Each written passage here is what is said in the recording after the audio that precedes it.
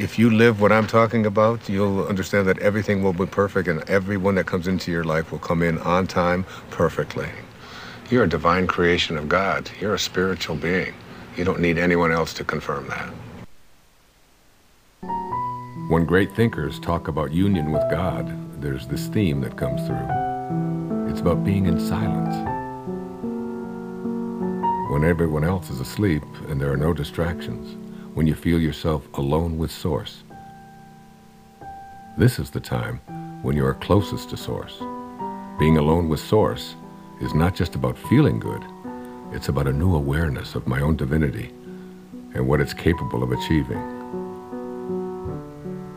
It's all about returning back to the place that you came from. T.S. Eliot has a great quote, "We shall not cease from exploration, and the end of all our exploring will be to arrive where we started and know the place for the first time."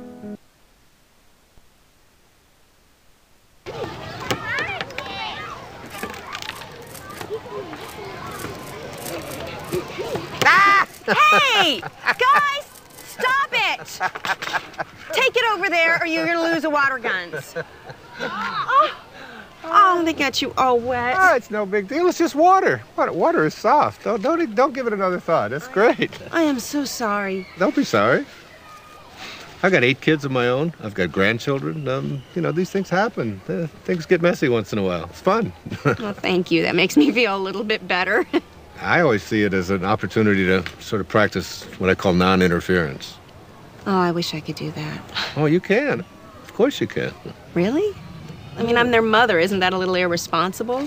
I don't see it as irresponsible at all. I think parenting is not about having children lean on you. It's about making leaning unnecessary. Yeah, they've got a compass. Let them follow their own compass. What would I do with myself if I wasn't interfering? Oh, I don't know. Do you ever think about music or art or something like that? This shift, this movement from ambition to meaning, from the morning to the afternoon of your life, generally it's preceded by what we call a quantum moment. Sounds strange perhaps to use a term like that, but quantum moment really refers to the characteristics of what it is like when you have what Maslow called a peak experience. The first of these qualities, there's 4 of them. The first of them is that it's very vivid. The second quality or characteristic of these quantum moments is that it's a surprise. And the third characteristic of these quantum moments is that they are benevolent. They always feel good. The fourth and final quality is that it's enduring. That is, it isn't just something that comes and then goes and it's out the window. It lasts with you forever. Synchronicities. It's like a collaboration with fate. All of that becomes the norm, and the ego is no longer the driving force in your life.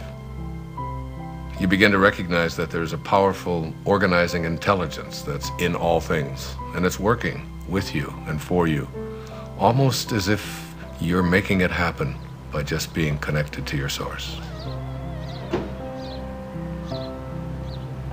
The destiny that appeared to be imposed upon you by something outside of yourself is no longer the relevant driving force in your life. You're connected to the source, and it's almost as if this divine organizing intelligence, God, the Tao, whatever you want to call it, it's almost as if it's saying to you, you play the music that you came here to play, and I'll be there to help you overcome any struggle or any obstacle that comes along. And it's not going to be a struggle because Source is supporting you. I can't stop thinking about what you said about a destiny being imposed upon you. Well, I think all of us, each and every one of us, have a knowing within us. It's been said that when you trust in yourself, you're trusting in the very wisdom that created you. It's there to tell us who we are and what we're meant to be.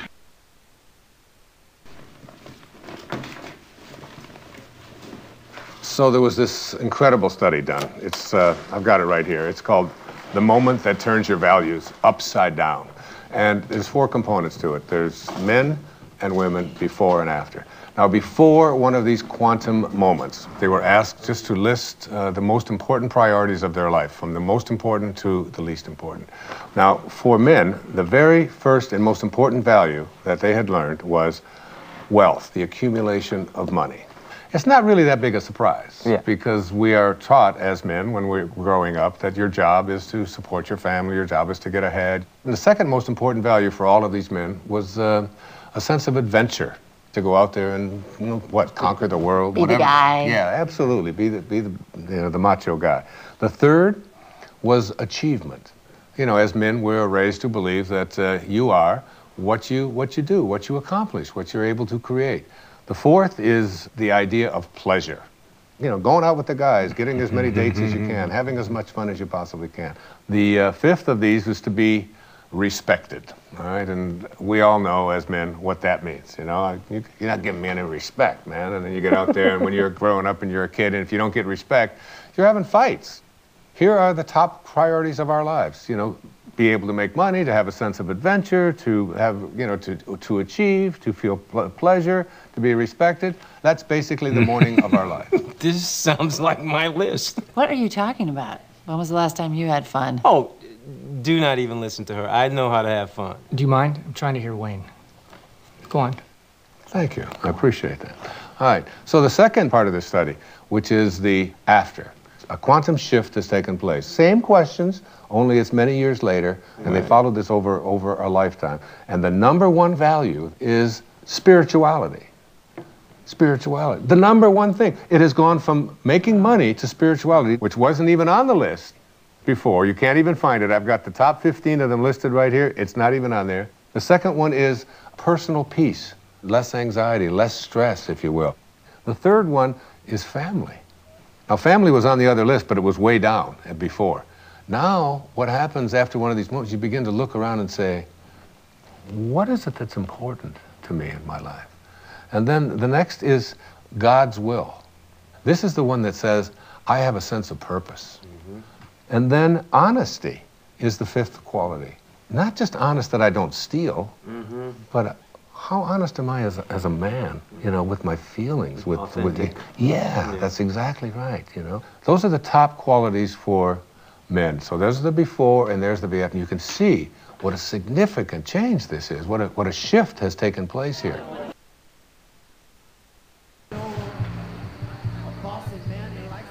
Okay. I know what you're going to ask. I can already tell. Yeah. What's the deal with the women? Bring it on.